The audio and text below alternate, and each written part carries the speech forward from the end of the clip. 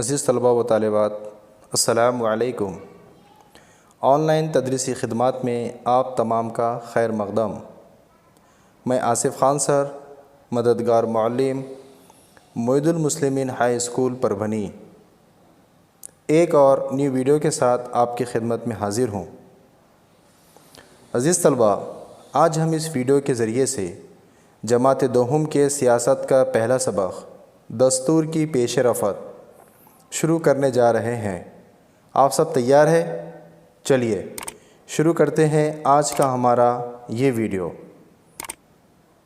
سبق نمبر 1، دستور کی پیش رفت۔ عزیز طلباء، سبق شروع کرنے سے پہلے آپ کو یہ جاننا بہت ضروری ہے کہ دستور کہتے کسے ہیں، دستور کے معنی کیا ہے۔ دستور یعنی ملک کا قانون۔ ہمارا ملک دستور کے مطابق چلایا جاتا ہے۔ بھارت میں 26 جنوری 1950 سے حکومت کا کام کاج دستور کے مطابق کیا جا رہا ہے۔ دستور یعنی کہ ایک ملک کا قانون ہوتا ہے جس کی مدد سے ہمارا ملک بھارت آبادی اور رقبے کے لحاظ سے کافی بڑا ہے، اور یہاں پر مختلف مذہب کے لوگ رہتے ہیں۔ ان تمام کے عقائد بھی مختلف ہے۔ اس اعتبار سے تمام کے ساتھ مساوی سلوک ہو، کسی کے ساتھ ناانصافی کا معاملہ نہ ہو، اور تمام کو برابری کا سلوک ملے۔ اس اعتبار سے دستور کے اندر ان تمام باتوں کو بتایا گیا جو ملک کے لیے کافی ضروری ہے۔ اب ایک بات ذہن نشین کر لیجئے آپ، دستور یعنی کہ ملک کا قانون۔ قانون کے بغیر ہم کچھ بھی نہیں کر سکتے۔ قانون میں ان تمام باتوں کو بتایا گیا جو ہمیں کرنا ضروری ہے۔ سماجی انصاف اور مساوات پر مبنی ایک ترقی یافتہ سماج تعمیر کرنے کا اہم وسیلہ دستور ہے۔ اب سماج کے اندر مختلف مذہب کے لوگ رہتے ہیں، ان کے ساتھ انصاف کا معاملہ ہو، مساوات کا معاملہ ہو، اور ان کی ایک ترقی بھی ہو، اس اعتبار سے تمام کا ایک اہم وسیلہ دستور ہے۔ اب ہمارا جو پہلا سبق ہے دستور کی پیش رفت، اس میں ہمیں 3 نکات کے بارے میں معلومات حاصل کرنا ہے، جس میں سب سے پہلا پوائنٹ ہے جمہوریت، دوسرا سماجی انصاف اور مساوات، اور تیسرا پوائنٹ ہے عدالتی نظام۔ عزیز طلباء، ہمارا جو پہلا سبق ہے دستور کی پیش رفت، اس کا پہلا پوائنٹ ہے جمہوریت۔ جمہوریت میں ہمیں 4 نکات کا جائزہ لینا ہے، جس میں پہلا پوائنٹ ہے سیاسی پختگی، دوسرا ہے ووٹ دینے کا حق، تیسرا ہے جمہوری لامرکزیت، اور چوتھا ہے حق معلومات۔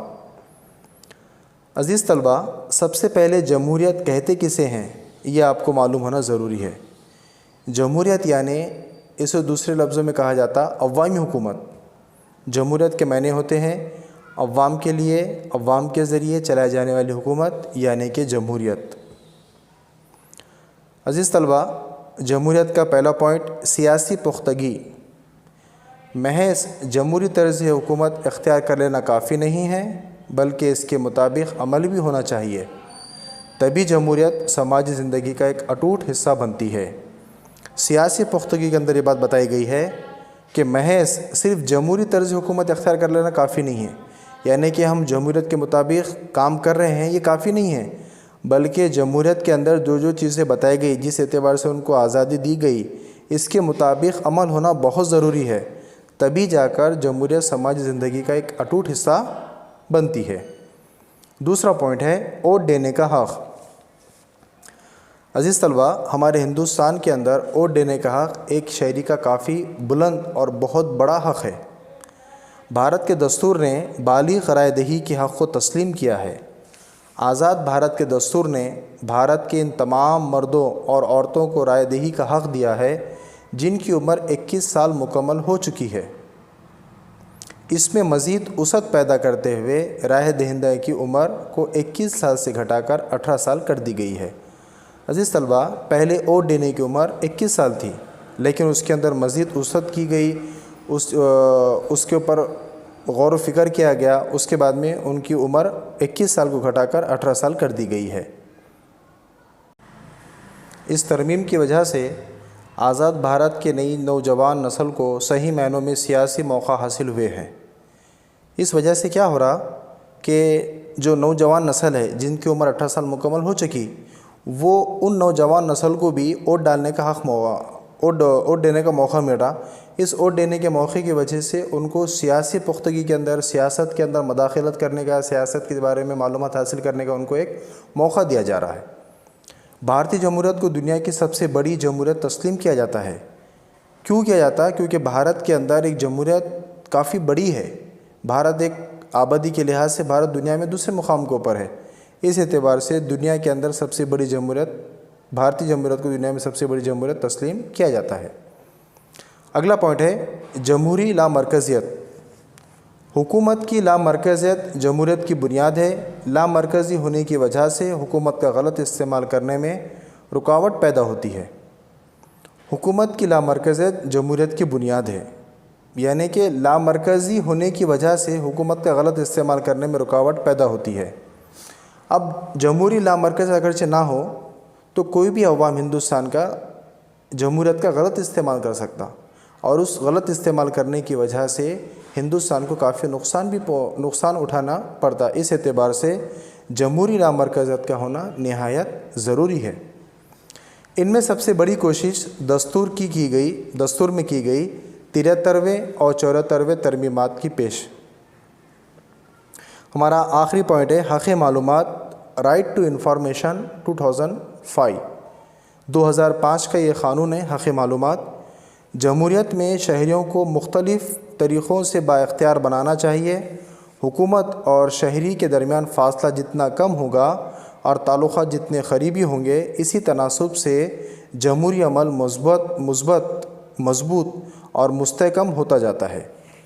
حق معلومات کی وجہ سے شہریوں کو مختلف طریقوں سے با اختیار بنایا گیا، یعنی کہ ہندوستان کا ایک عام انسان حکومت کے کام کاج میں کیا ہو رہا ہے اور کس طریقے سے کام کیا جا رہا ہے، اس کے بارے میں معلومات حاصل کر سکتا ہے۔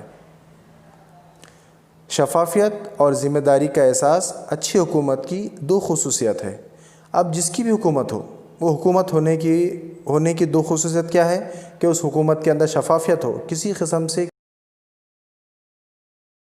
غلط کام نہ ہو، اچھے طریقے سے کام کیا جائے اور ذمہ داری سے ساتھ کام کیا جائے۔ یہ حکومت کی دو خصوصیت ہے۔ عزیز طلباء، آج ہم اس ویڈیو میں دستور کی پیش رفت کا پہلا پوائنٹ جمہوریت کے اندر 4 پوائنٹ دیکھے ہم نے: سیاسی پختگی، ووٹ دینے کا حق، جمہوری لامرکزیت اور حق معلومات۔ عزیز طلباء، اب نیکسٹ ویڈیو میں اس کے بعد کے جو 2 نکات ہیں اس کے بارے میں ہم ڈسکس کریں گے، معلومات حاصل کریں گے۔ تب تک کے لیے اللہ حافظ، السلام علیکم۔